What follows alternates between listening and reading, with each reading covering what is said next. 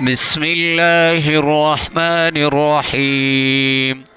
وقطعناهم 12 أسباطا أمما وأوحينا إلى موسى إذ استسقاه قومه أن اضرب بعصاك الحجر فانبجست منه 12 عينا قد علم كل أناس مشربهم وظللنا عليهم الغمام وأنزلنا عليهم المن والسلوى كلوا من طيبات ما رزقناكم وما ظلمونا ولكن كانوا أنفسهم يظلمون.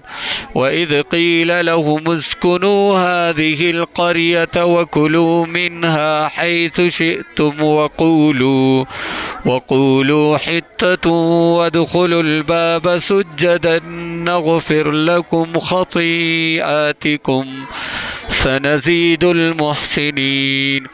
فبدل الذين ظلموا منهم قولا غير الذي قيل لهم فأرسلنا عليهم رجزا من السماء بما كانوا يظلمون. واسألهم عن القرية التي كانت حاضرة البحر إذ يعدون في السبت إذ تأتيهم حيتانهم يوم سبتهم شرعا ويوم لا يسبتون لا تأتيهم كذلك نبلوهم بما كانوا يفسقون.